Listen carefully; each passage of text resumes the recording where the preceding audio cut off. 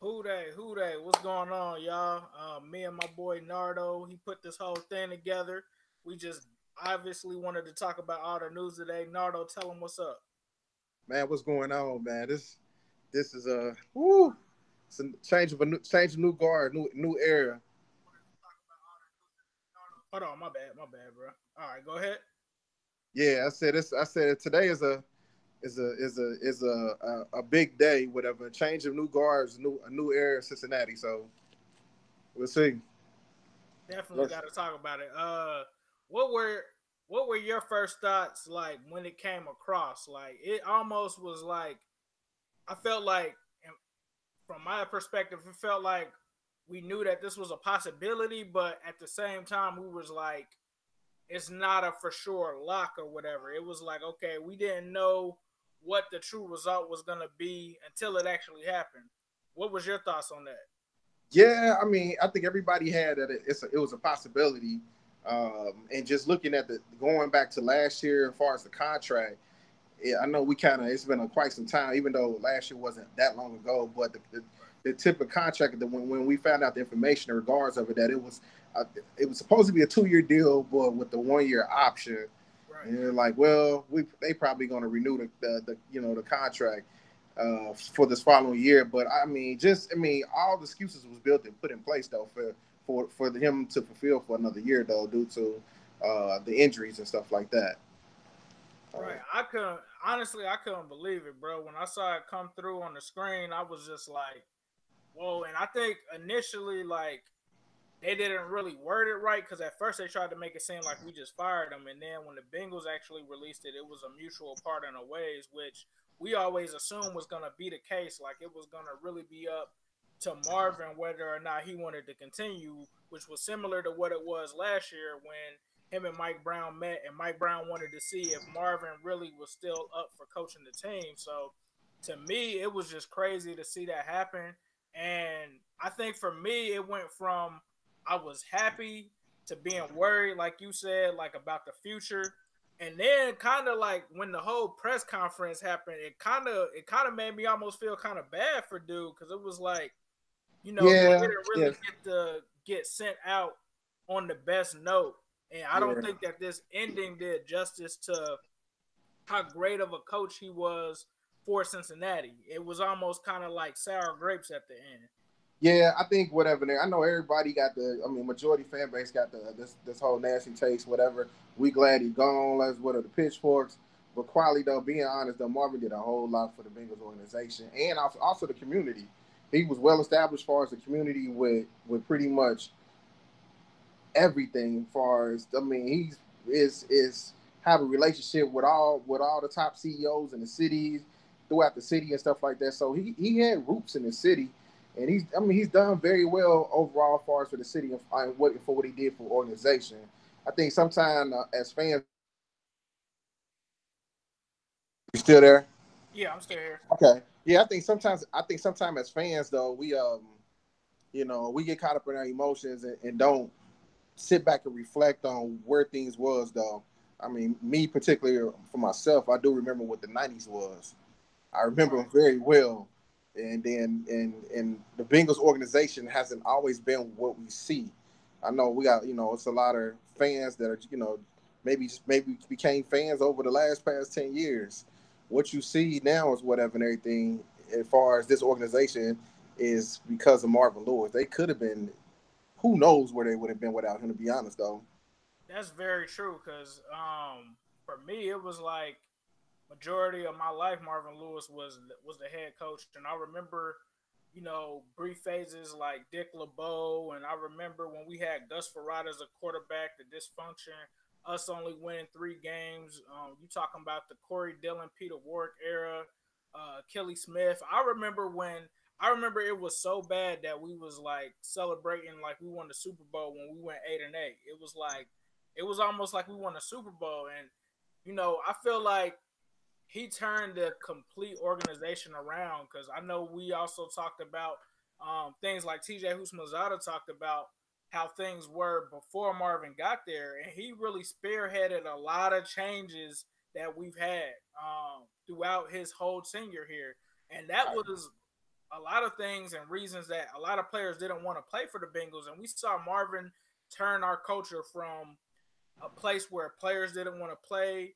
You know, nobody really wanted to be a Cincinnati Bengal to a place where people actually wanted to come here. We started to get higher names that were interested in becoming Bengals. We started to have a lot of Pro Bowl players. You know, it just I mean, the coaching staff was A1. I mean, to be honest with you, if we stacked up Marvin Lewis's coaching tree and Bill Belichick's coaching tree, is Marvin Lewis by a mile. Like he Yeah, has produced so many more better that's coaches. You talk about Zim, you talk about Jay Gruden, you talk about Hue Jackson before the Browns, Vance Joseph. I mean, the coaching tree just goes on and on. that's This guy true. that we're interviewing now, Zach Taylor, he came from Marvin's coaching tree. So Yeah. you talk about So a guy that just completely turned us around.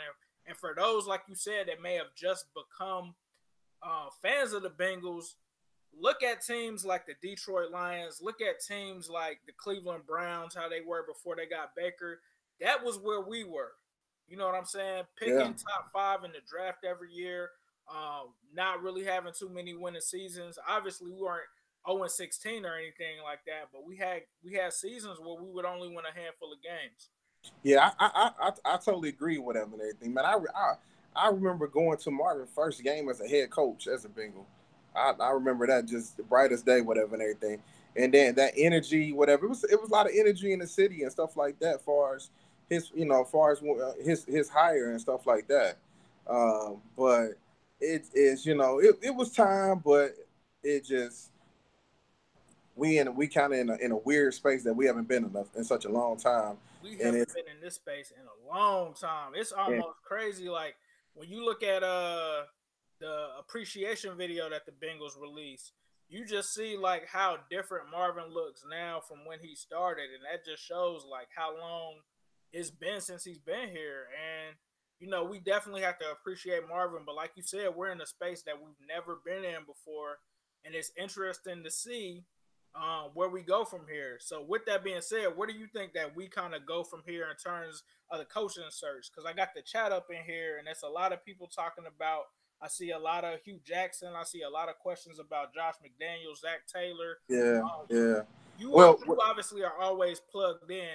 Where do you think the Bengals go with their head coaching search? I think whoever. I mean, that's a very good question. I mean, I mean, from the reports, whatever, they're going to do their due diligence across the board, but all signs are pointing to someone that currently has ties or had ties with the Bengals in the past. I don't, and the reason why I say that is because it's just the Zach Taylor, who was, like you said, was an assistant in 2016. Things like that. I don't see them blowing his team up. I don't think Mike Brown, even though he moved past the Marvin area for us today. I don't think he wants to blow the team up though. It's just too much things that are in place, and he's 83 years old, 84 years old. Right. So you think Mark? I mean, so if he really wants to win, he's not. Is I mean, far as the blowing the team up, right now, I don't think that's really in his cup of tea right now for us to do. But far as coach wise though, I think if they stay home and turn or whatever, I think it's gonna be Hue Jackson. If not, it's probably gonna be somebody. They do go somebody off the street. Yes, I don't know. I don't know because the thing about it though, that whoever that coach off the street has to agree to take on the core of the team, meaning that your quarterback next year is going to be Andy Dalton.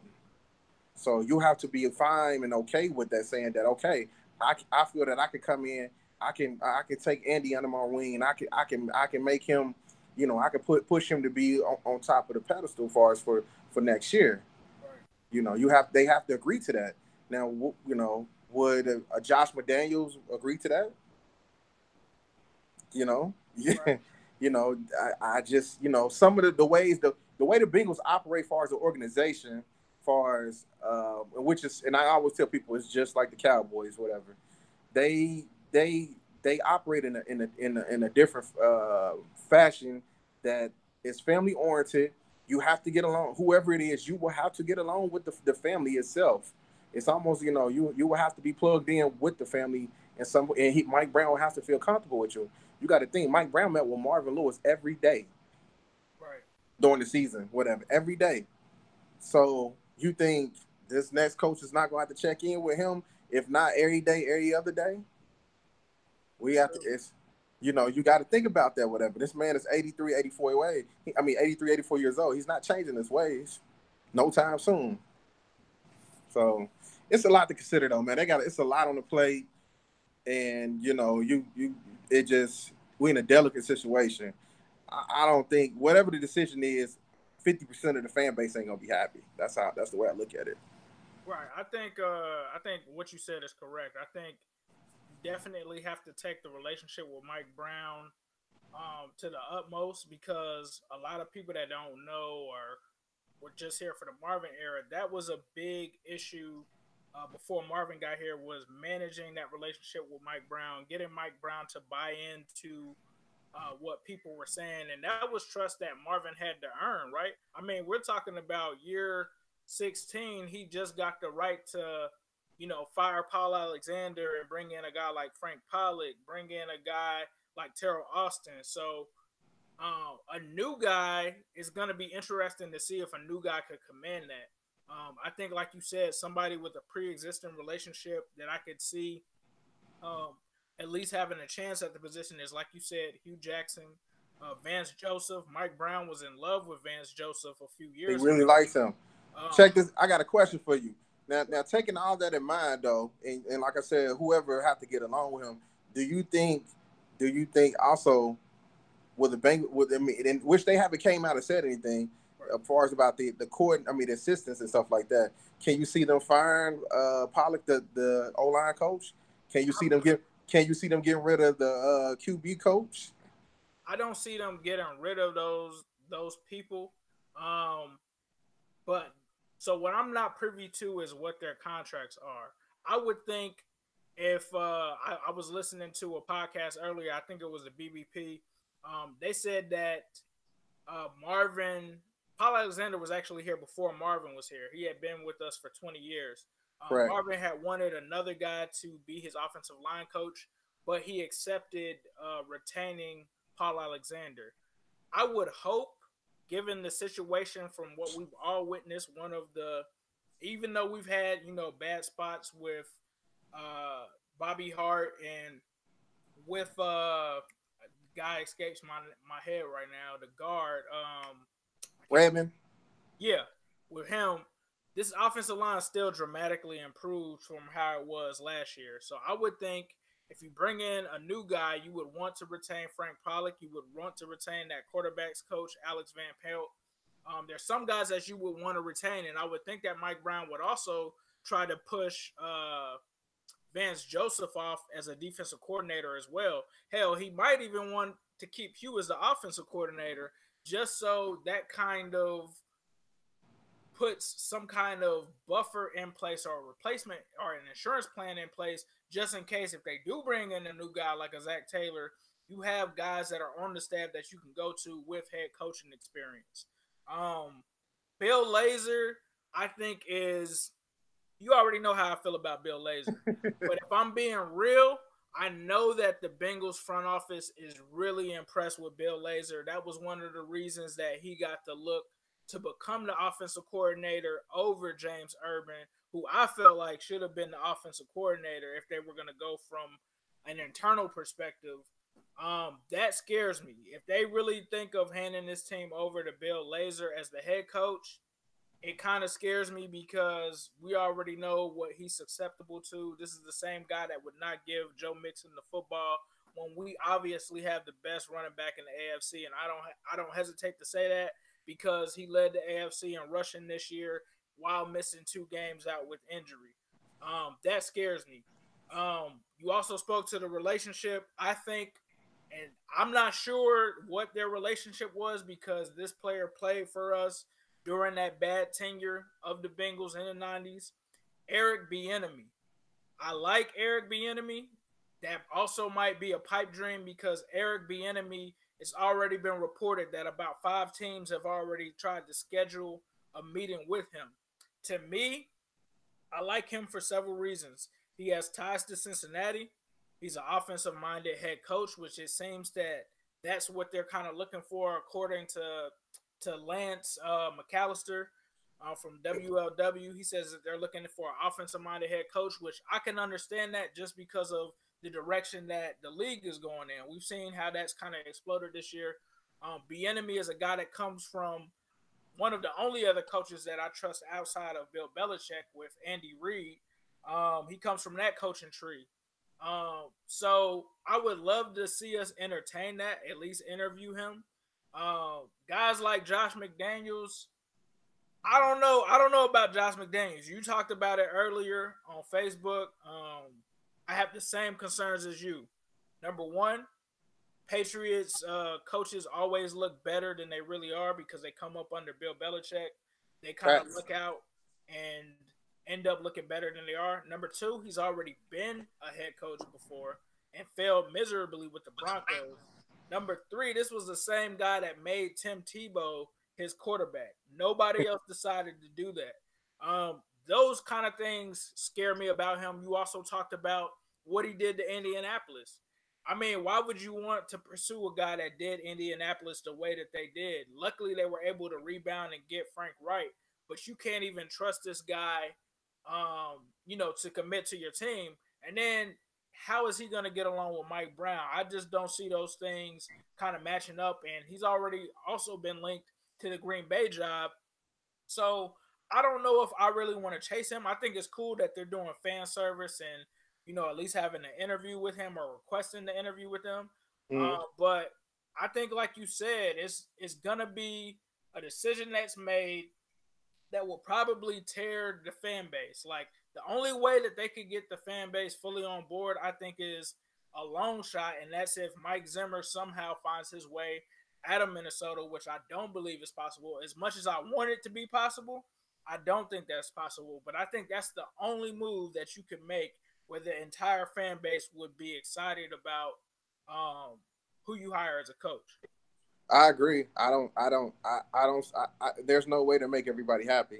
So, and I think this conversation that me and you were having, I think they had that same conversation in Paul Brown Stadium, as far as appeasing to far as to the fan. And the only way that they're going to do it is only way that it's going to work is you're going to have to do it on the field. Either Mike Zimmer or you're gonna have to do it on the field, which is you're gonna have to do right now. Like you said, I don't think he's going anywhere. I think they're gonna have to do it on the field. Right. I think another pipe dream option. Let me get and I'm pretty sure you're gonna shoot this down, but another pipe dream I think that would be perfect would be Jim Harbaugh. But we already know that Jim Harbaugh had issues with the 49ers owner.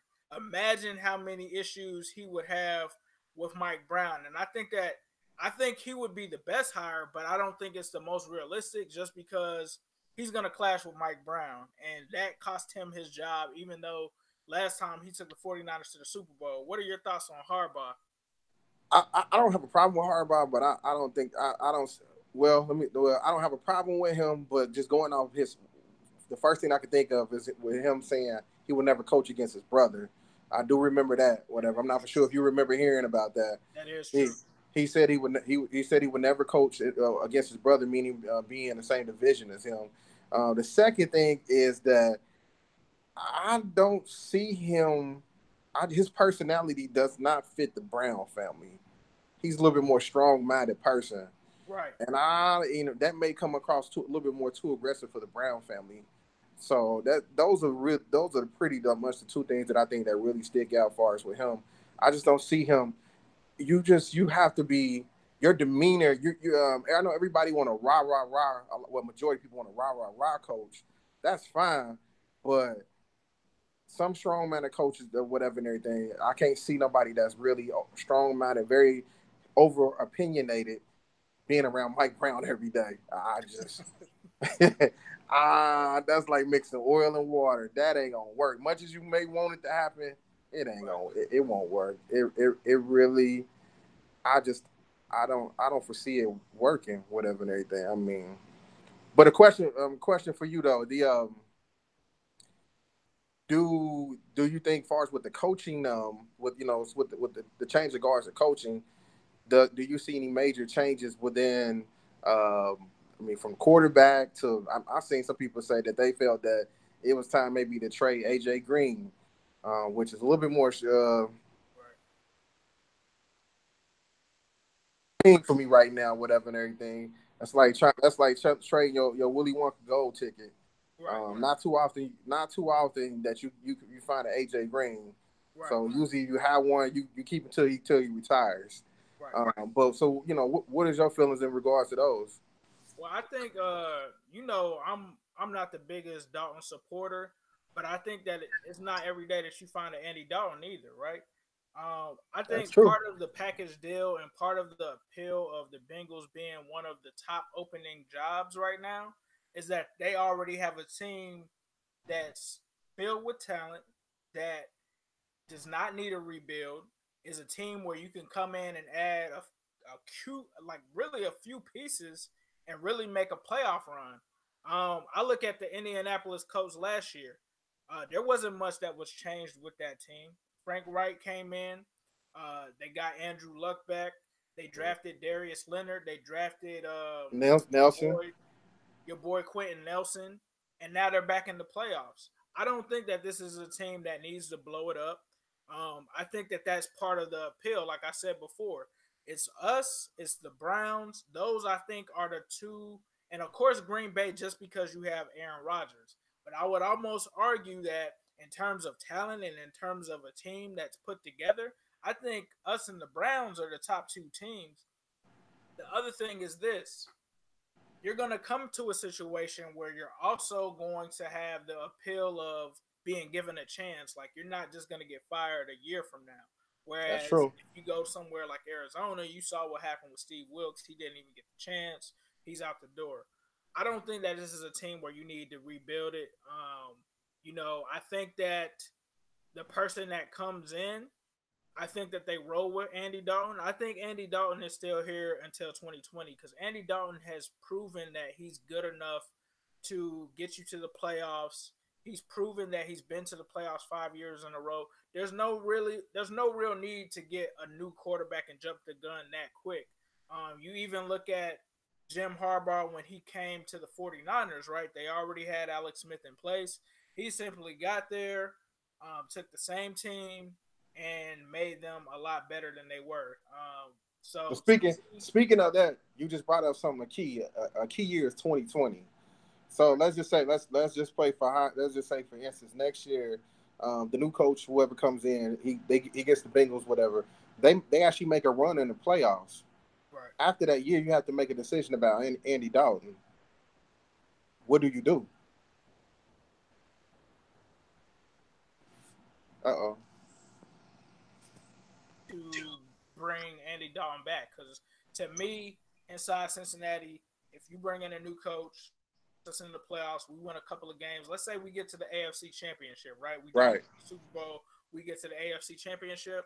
You have to keep Andy Dalton. You have to extend him because he's shown now that he can get you to that position. To me, unless like the only way that you could, I guess, do it is if you're in a situation like Kansas City, or you're in a situation like San Francisco where they had unfortunately for Alex Smith, he was replaced twice. That's the way I think you would have to go about it. Is if you don't feel like he's the guy, maybe you draft a guy in the second round or something like that. But I think if a guy gets you to the AFC Championship, you have to keep him. I mean, Yeah, there's it's no need to really get rid of him because, like, to me, there's a huge difference between a guy like, and I say this all the time. I'm from Cincinnati, but I live in Florida. I see all of these teams that struggle down here. Every team in Florida is basically trash. I've seen them go through quarterback to quarterback. So last year when the Jaguars made the AFC Championship, I still knew that their weakness was Blake Bortles. When you look at Andy Dalton, he's not Blake Bortles. He's way better than Blake Bortles. He's a competent quarterback. He doesn't turn the ball over. You look at some of his early years, he turned the ball over a little bit too much for me. Like some years he would have 20 interceptions. But if you look at the last 2 years and ever really since 2015, he's cut that down. Has he played at an elite level? No. But has he played at a serviceable level that you can win with him? I think so. So I think you kind of base your decision off of that. One player in particular that I'm not sure, like I feel like if I look at all of our stapled players, which one am I most uncertain of their future about? Unfortunately, I would have to feel like it's Tez, and that's only because given his recent injury history with the concussions, bringing in a new coach, I'm not sure because Marvin Lewis was kind of like a father to Tez. He was the whole reason that we had Tez here in the first place. I'm not sure how a coach from the outside, if they do bring in an outside coach in, and with Tez having the concussion issues, him not playing up to par this year, I'm not sure how certain his future is. That would be the person that I would look at the most. Like if I'm looking at AJ, Andy Dalton, Gino, and all of these cats, that would be the only dude that I would be like, I'm not so sure where his career is going because I'm pretty sure he's not going to retire, even though they tried to float that BS out there. He Nah, he's still not is going not nowhere. retiring. But he's a guy that I'm not sure, unless someone has a relationship with him, how he's going to respond to a new coach and how that new coach is going to respond to him. Yeah, that's going to be that.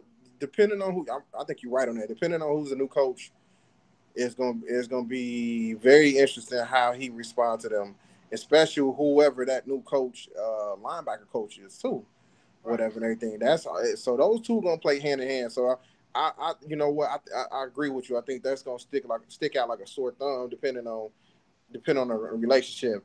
He, whatever and everything. That's once again he has a relationship with Hue Jackson, Right. Right. but it really depends though. Whatever. I'm curious to see who was actually launching, who's actually behind the due diligence as far as looking for coaches. Is this Duke Tobin? Right. Is or this is this Katie and Troy show or whatever and everything. So it's really interesting to find out. I don't even know if we ever find out, but then even to know who's actually behind this ordeal as far as who to interview and stuff like that. Right.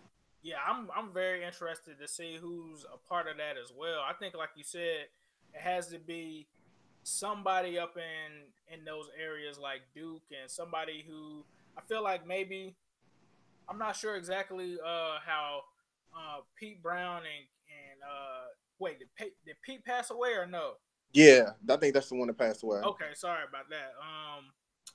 But Kate and does he have another son that's in there helping run things? It's I don't know. I know it was Katie and it's Troy. Right. Troy's Troy the is husband. Katie's husband. Yeah. Yeah, So maybe I'm if I'm just spitballing, just assuming, I would think that it would be Katie, Troy, and probably Duke Tobin. Discussing where their search should go. More so with Duke Tobin probably recommending the candidates, and then Katie and Troy kind of positioning those to Mike and saying yay or nay, should we pursue this person or not? Let me ask you a question. How did you feel about Marvin before he ended his interview today, endorsing Hue Jackson before he left? He left it. Did you see that? Matter of I fact, I want to did actually. see that. I wasn't too surprised about that because I know that him and Hugh are like really big friends. Like they stick together. From what I hear on the BBP, like they're like two peas in a pod. Like even when he was in Cleveland, they said that him and Marvin would talk every week. So I think Marvin was just doing the right thing because Marvin saw in Hugh from the first time that Hugh left us and took the Raiders job that Hugh was a good coach, but just took the wrong coaching gigs, right? I think he even I think it was reported that he even told Hugh not to take the Cleveland job. So I think he feels like if he doesn't stick up for Hugh, no one will, and he will get this kind of bad rap that he's getting right now. That hey, you only won 3 games with the Browns, you lost this many games. So I think that was a vote of confidence from him, and I think that is definitely the fact that it's coming from Marvin Lewis himself to Mike Brown, it definitely will be considered. But I'm not so sure. I don't know if it holds the same weight as it was when Marvin was in the building and it was 2015 and they had the contingency plan set up. But I do think it will play a role for sure. Like, You, I think if you were to look at the Vegas odds for our next head coach, I'm pretty sure most people will probably say that it would be Hue Jackson. but But and the thing about it though, a lot of people, I think a lot of our fan base don't know how that the Hue and Cleveland situation came about. The whole 2015 playoff, a lot of people don't know that though, is that the Cleveland owners, D, and was actually in Cincinnati that night with the whole debacle and stuff like that, waiting to speak to Hue. And they did. They met with Hue tonight right after the game. You got to think, we talking about shit. That game was over, what, maybe 11 o'clock? 11 o'clock. It was a late game. So they met with Hue at a hotel in downtown Cincinnati. Pitched the whole thing to Hue, told him that they wanted him to model Cleveland franchise after Cincinnati. They really like what's going on here and wanted everything to be. So Hugh met with Marvin and Mike the next morning, told them about the opportunity, and they actually did talk him out of not going. It was John Thornton. Hugh called John Thornton up, told John Thornton that, hey, I want to decline. John Thornton said, why would you want to decline? Not this type of opportunities comes all the time. right, He told Hugh, where are you? Hugh said, I was home. I'm home. John Thornton drove from his home over to Hugh house to talk Hugh into the job. It was John Thornton who pushed you to take the job. wow, Yeah, it was John Thornton who pushed Hugh to take the job. Hugh wasn't going to take it. Hugh actually was going to stay in Cincinnati. A lot of people don't. It ain't. I don't think they really put it out there, whatever. But that's exactly what happened. He pushed him to take the job and told him that not every day that head coaching job is only 32. Here's they're trying to give you one. You should take it. So he didn't really want to do it, and you're exactly right. Whatever and everything. Hugh problem. His biggest fault is picking the wrong damn jobs. right. It's like he from at that time he could have went to the Giants. To the Giants, to Philadelphia, he should have took the But you Giants job. I felt was the job that he should have taken. Yeah, and the thing about Hugh, I respect him for it though. He doesn't like to shy away from the hardest job. He wants to take something and grab it by the horns and say I fixed it. When in reality though, some of those things that you actually making it harder for yourself. So it's a whole ordeal, whatever and everything. He got shafted up in Cleveland though. I really hope that eventually it will come out the reason why, whatever. Everybody like, oh, they winning now since he's gone. Yes, they are winning since he's gone, but it wasn't all on Hugh, whatever and everything. You had Ty Haley who wrecked shit in Pittsburgh, who came to Cleveland and thought he could do the same thing, but actually found his way out the door right behind Hugh. So And that's my only thing, man, is when you look at the situation, and not to just make excuses for Hugh, but people have to realize he was there for what, 3 years. A lot of people forget that him and Sashi Brown butted heads a lot, and I think when you look at a lot of the draft decisions that were made, one of the first things he said was that he wanted Deshaun Watson, he wanted Carson Wentz, he wanted a lot of these he guys. wanted Mahomes. He wanted He Pat wanted Mahomes. Mahomes as well. He wasn't able to do that, and to me, I just remember doing prime, and like I put the board together, and a lot of the dudes that was on our board, and this was like the first year he left, he was taking off, and I was like, okay, so what's going on here? But anyways, I remember, I bring it back to the who was the quarterback that they took last year from Notre Dame? Uh, yeah, the kid. Just got in for Green Bay and was trash too.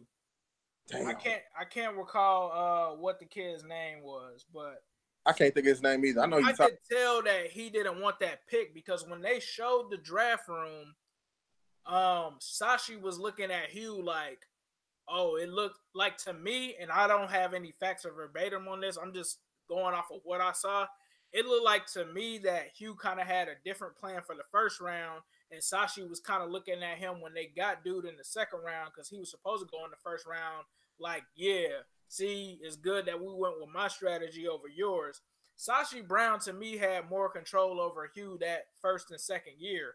When they finally fired him because Hue was trying to pull the trade for A.J. McCarron, Hue didn't even have any power. So to me, I can't really blame all of that on Hue for having him have that quarterback, Deshaun Kaiser, who was absolute garbage, and not being able to pick your own quarterback. Everybody knows that the entire reason that Cleveland has sucked for so long is because they can't get a good quarterback. And they kept taking bad quarterback after bad quarterback. And Even then the Johnny finally, Football situation, he didn't want Johnny Football.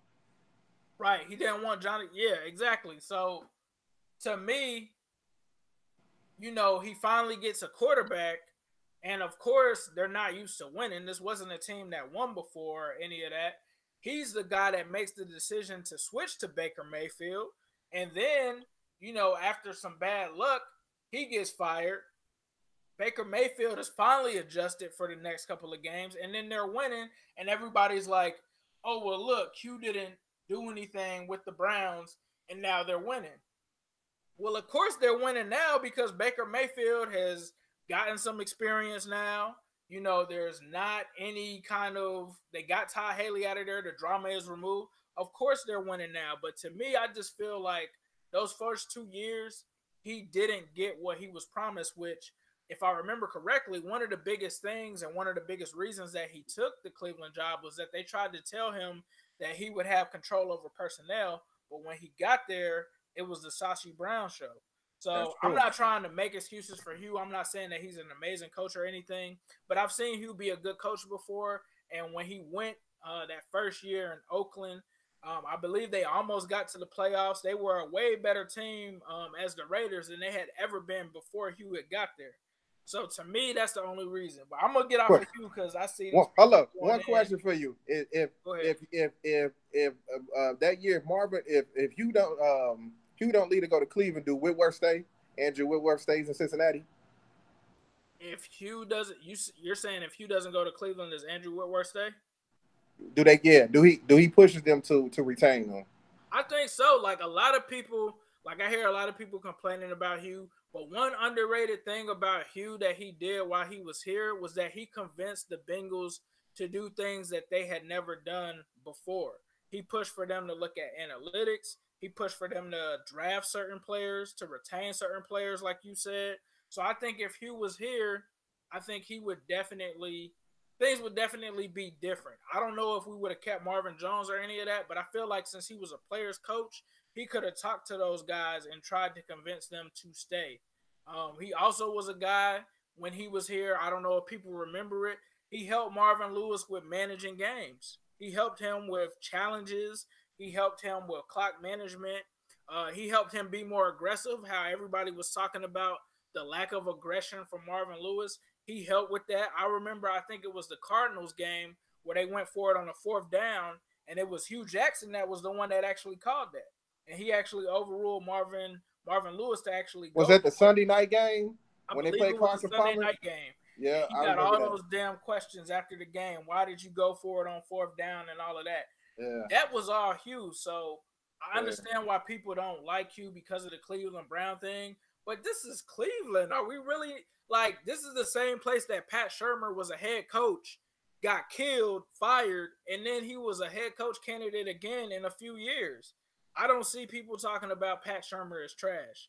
Pat Shurmur came, revitalized his career, and what changed? He left Cleveland.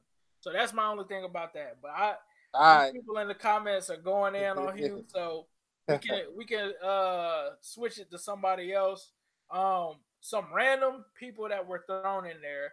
I got 3 people that were thrown in here. Somebody saying Bill Cowher, somebody saying Mike Mularkey, and someone also said Adam Gase.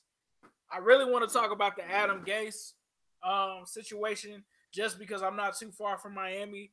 One thing that I would tell folks about Adam Gase is the thing that scares me about him is bringing him in and how he reacts to players. A guy like Vontaze Burfict would not last under Adam Gase. Jarvis Landry didn't last under Adam Gase. Like anybody that stood up to Adam Gase basically got traded and it blew up and backfired in his face, and that's why he got fired. Although he's a brilliant mind, he is a guy that has a huge ego as a coach, and he does not like players that step up to him. So if you had a guy like a Joe Mixon or AJ Green or anyone, Vontaze Burfict, stand up to him, he would try to ship you out the next day. That's the type of coach he is. What do you think about Adam Gase? I'm not really a fan of him. I'm not gonna lie. I don't know too much about him besides his stint down that way in Florida, but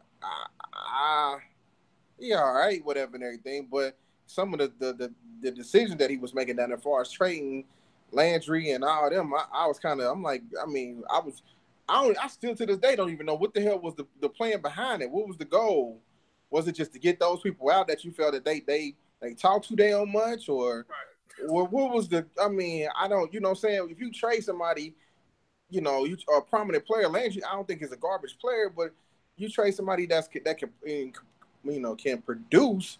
He traded Landry. He traded Jay Ajayi. Like I work with a Dolphins fan, and he was like, "What the hell are we doing? It's just a fire sale of giving away our best players for nothing." Yeah, and it's probably what you said though. It's probably those players probably were outspoken against him, and I'm not a big fan to do it, whatever. And I think you brought up the Bill Cowher situation. Somebody asked about that. Right, Bill Cowher. Shit. To me, it's like the John Gruden. Pittsburgh can't even get him out of the booth. Right, exactly. And to me, Bill Cowher is. I respect what he did as a coach, but dude, it's been like 15 years since Bill Cowher has coached football. He's not an offensive minded coach though either. So right. It wouldn't work. Whatever. I do think whoever they choose has to be probably an offensive minded coach. Just the way the league is set up right now. D'Angelo was asking in the chat, did Gase make the decision or the owner to trade the players? Adam Gase made the decision, bro. I'm telling you, I'm down here with Dolphins fans. He made the decision to get rid of their best players. Like, people were dumbfounded when they traded Jay Ajayi, who was a guy the year before. So this is the thing with Adam Gase. The year before when he went to the playoffs, the guy that led them there, that they put all their hopes on, was Jay Ajayi. He literally carried them into the playoffs. The dude had games where he ran for like 200 yards. This was after Arian Foster retired and he took over. And then the next year, like, they went on a streak because of Jay Ajayi, right? The next year, they went over and played in London. Jay Ajayi is from the UK. They did not run the ball or give him the ball. Jay Ajayi got upset, and then they traded him weeks later. Then they traded Jarvis Landry, who was their best player on their team. I don't want Adam Gase. I don't want a guy, like, I understand you don't want to push over coach, but guys like Jay Ajayi and Jarvis Landry, it's never come out that they're locker room cancers. If you watch Hard Knocks this offseason, Jarvis Landry was one of the leaders in the locker room and challenged those guys not to be trash anymore. Like, you can't get rid of players like that. And to me, I don't want a guy like that on my team. He made Jay Cutler look good. I guess that's the best thing that he did. And before that, he coached the Broncos. But when the Broncos basically did their thing, like, that was all their defense. He's an offensive-minded guy. So to me, Adam Gase is cool. Do I want him as a head coach? No. I got you. Mm-hmm. I don't even know who else we can really talk about. Urban Meyer, I think he has health concerns. I don't see that happening. Urban ain't coming down this way. Yeah, that's Urban, a pipe. That's a pipe dream for real. A reality. A pipe dream for. I got a question for you though. Gotcha. So this year, with this particular year that's coming up, 2019, I think this draft is probably one of the most pivotal and most important drafts the Bengals gonna have in a long time. Meaning that this draft, you have to get impact players to keep to either you're gonna push the team forward over the hump, or you're gonna set the team back. Meaning that we could be in picking in the top 10 next year if you don't get it right. So with the 11th pick that we have now, whatever, do you actually think that it is going to be an impact player there at that position. And who do you think would be an impact player to push the franchise over the hump? Man, I've been saying this since, and I haven't even jumped into the draft like that. But when I was going live during this whole season, one name was constant that I kept hearing, and it was Devin White. And I think that he's a guy that could have a huge impact on this team. If we miss out on him by chance, if he's a linebacker that's taken in the top 10, I still think that any player that we get at that 11 position is going to be an impact player. But if I had my choice, it would be Devin White. I mean, you talk about the biggest weakness on this team outside of the right guard and the right tackle position. I think it's been proven this season that it's linebacker. I think that really affected the defense this year. It's affected the defense for multiple years. Vigil is looking good. He had a good game, but he can't do it by himself. Tez with his health issues, I'm not sure where his headspace is at. You got a lot of question marks at that position. I would love to take Devin White. He's a guy that is a smart linebacker coach. I know we've had, or not linebacker coach, but linebacker player. I know we've had discussions about him, and especially with a guy like a Lamar Jackson that likes to run and a Baker Mayfield that likes to dissect defenses. You have to have a guy who has that IQ that can hang with them, that has the athleticism to hang with them, that can just be that guy that I've heard him compared to, which is that Bobby Wagner-esque type of guy. That's what I think we find in Devin White. If not, whoever you get at 11, I think is going to be an impact player just because you might get a guy that was supposed to go in the top 5 or top 10 that slips out, and you're right there at 11 to take them. So I think that would be a great pick for us. That's another reason that this job has intrigue. Any coach that sees that is, I've already got a loaded team, and I have a number 11 pick that can come in and immediately contribute. And you talking about a team that's known for drafting has a good history of drafting well. That's another thing that I want to see is once this new coach comes in, how much of that was Marvin Lewis and how much of that was Duke Tobin and the coaching staff. That's going to be another interesting thing to see. That's a very good question. Did Marvin how much did the drafting? I mean, how much did Marvin Lewis play in the draft though? That's a very good question though. Yeah, that will be interesting though. So one player, I mean not one player, but one coach that Zem Hude has kind of stumbled me upon. I'm not sure if you're familiar with him or not. Is David Shaw. He's a coach for I believe Stanford, and he's been a hot name that's been out there. I'm not sure if you're familiar with him or not, but do you think that the Bengals, if you're not familiar with Shaw, do you think that the Bengals could look to possibly the college ranks to bring in a coach that's kind of new, young, and unheard of? I think they want somebody seasoned. Just based off the early reports, everything points to somebody being seasoned. Oh, my bad. So the thing about David Shaw is he does have NFL experience. It looks like he was a quarterbacks coach for the Eagles in '97. Mm, He was a quarterbacks coach for the Raiders from '98 to 2000.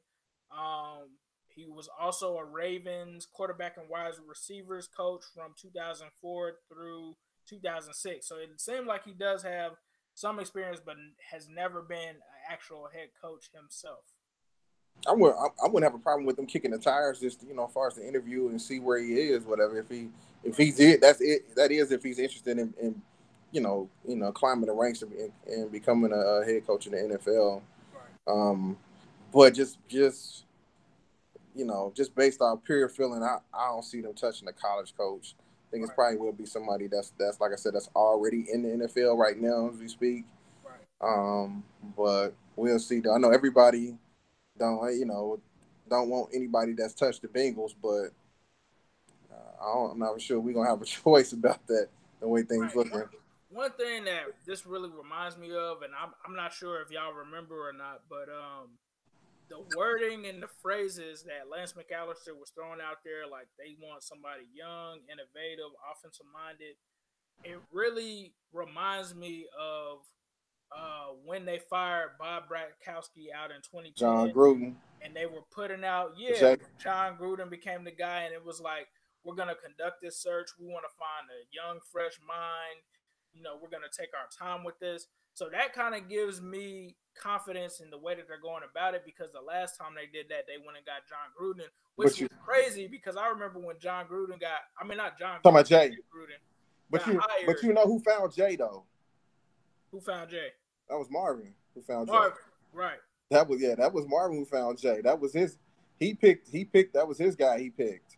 And that was crazy because they went to the Arena Football League and grabbed him. And I remember when we got him, I was just like, I don't know what the hell they expect. You went and got this dude from. Matter of fact, it was from down here in Orlando. There used to be a team called, I think it was the Orlando Dreadnoughts. It was something like that. But what was funny about it is they actually had a lot of ex-Bengals, like Odell Thurman and some other cats actually played down here that used to play for the Bengals in the NFL. So there was that connection there too. But it's just a lot similar to what I heard from them before. So it's going to be intriguing to see what they do. Yeah, it will be though. It just it's so many variations to where things can go, and it's just I don't know. And I know they sent the report out saying that this could take up to several weeks, and it's like I don't know about no several weeks shit. We got Senior Bowl shit's coming up soon. Shit, I don't know if you how many how long you gonna prolong. I know it. Whoever the pick, you got to be the right pick, but I really don't see them taking that long. I think the more they prolong it, the more it tells me that hey, most likely it's somebody that's gonna be internal. Gotcha. Right. Yeah. That's what I just think. Me personally. Yeah, I'm just glad that they're doing their due diligence, man. I would have never thought that I would ever get an alert that they were trying to go after Josh McDaniels. It's almost kind of crazy. Oh, my bad, y'all. I said Orlando Dreadnoughts. The team name was the Orlando Predators. That's what it was. He was the head coach of the Orlando Predators, and also the Florida Tuskers. That was another team that he was when Jay Gruden was in the Arena League. That was another one of the team names, and they had all of these former Bengals. But that's all I got, bro. Unless you got something else. I ain't got nothing, man. I guess the only thing I could just tell people, put your seatbelt on. It's gonna be a bumpy ride for the next week or two. Just trying to figure out who's gonna be where. But I tell people probably the biggest thing to do is pay attention to the Bengals' assistants. I think if they do keep their assistants, more than likely it's gonna be somebody eternal. Okay. One last person we forgot to talk about that a lot of people have said is a dark horse is Darren Simmons. What do you think about that? I'm hoping that that's not the case, but apparently, according to a report earlier, he should be highly considered. And if you also remember when Marvin Lewis had that random health scare, I think it was a year or two ago, he was the guy that ended up leading practice, which was a surprise to everybody. Nah, sign me up for Hue. If they think about him, I gladly take Hue Jackson instead of Darren Simmons. No. I hope not, man. I know that's the shit. That's the type of things that scare me right there. Whatever. So, no. How you feel about him? I'm not sold on Darren Simmons. I'm not saying that he's not a good coach. I think he's definitely been strong for our special teams, because I definitely remember a time where our special teams really struggled. But I don't know how I would feel with him being, the head coach. I'm not sold on that. Not sold. I agree.